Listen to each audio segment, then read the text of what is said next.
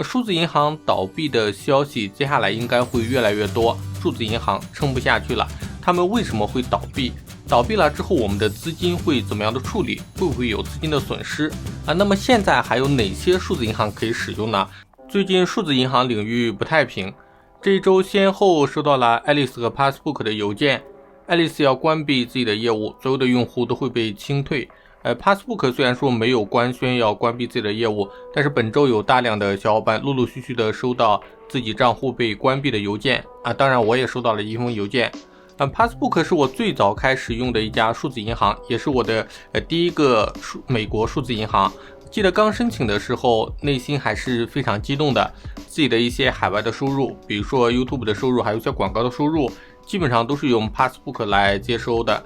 资金到账之后，又通过他背后的老板 Remitly 把这些钱转回到国内。如今失去了这样一个平台，内心还是感到非常惋惜的。其实早在去年的时候，数字银行就已经开始走下坡路了。之前推荐过的 Sable 虽然说没有说关闭业务清退用户，但是去年已经不允许新用户去注册了，一些老用户也陆陆续续的收到了关闭账户的通知。数字银行倒闭的消息接下来应该会越来越多。今天的视频就和大家聊聊为什么说数字银行撑不下去了，他们为什么会倒闭，倒闭了之后我们的资金会怎么样的处理，会不会有资金的损失。很多小伙伴不愿意开数字银行，最主要的原因是担心不安全。那么数字银行到底安不安全呢？我们首先要弄明白数字银行的业务模式是如何运转的。首先我们来聊一聊数字银行的诞生。我们口中所说的数字银行其实本质上不是银行，更多的算是金融科技公司。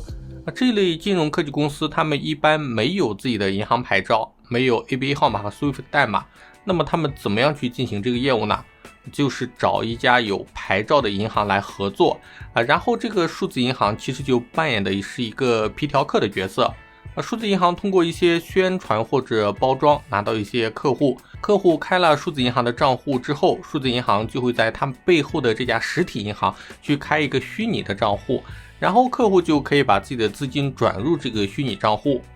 从数字银行的业务模式我们可以看出来，即使数字银行没有金融牌照，资金安全这一块其实是不用担心的，因为我们所有的钱都是托管在数字银行背后这家传统银行，数字银行是没有办法在没有我们授权的情况下去动用这笔资金的。数字银行的这种模式也就决定了他们不太可能赚大钱，这也就是数字银行倒闭潮的一个根本原因。不赚钱的业务当然不会长久的存活下去。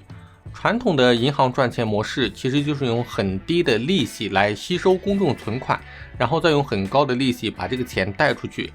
但是我们看数字银行，首先他们一般是支票账户，没有贷款业务，也就是说他们只是会去拉存款，并没有权限去放贷。Sable 的这家数字银行它是有信用卡业务的，如果说客户刷信用卡，那么银行就会有刷卡手续费的收入，或者说分期手续费的收入，但是这个收入还要它背后的实体银行来分账，利润就更少了。这个时候要想要活下去，就需要靠大量的用户规模来取胜。但是数字银行发展了4年左右的时间，并没有在美国的金融市场擦出多大的火花。大部分使用数字银行的都是一些资产比较少或者说信用比较低的客户，比较有钱的客户大概率会选择像 BOE 或者花旗这样的大型的美国银行，根本也不会把大笔的钱去存入数字银行，这样就会导致这些数字银行几乎没有能够盈利的业务。数字银行这个生态之所以能够出现，主要还是搭乘了互联网浪潮。创始人可能仅凭几张精美的 PPT， 还有一个数字化的理念，就能够融到几百万美元的投资。但是经过这3-4年的发展，一方面融的钱差不多烧光了，另一方面没有可靠稳定的利润来源，投资方也不会再次追加投入没钱了怎么办呢？那就只能去宣布倒闭。那么数字银行倒闭之后，资金要怎么处理呢？我们会不会有资金损失呢？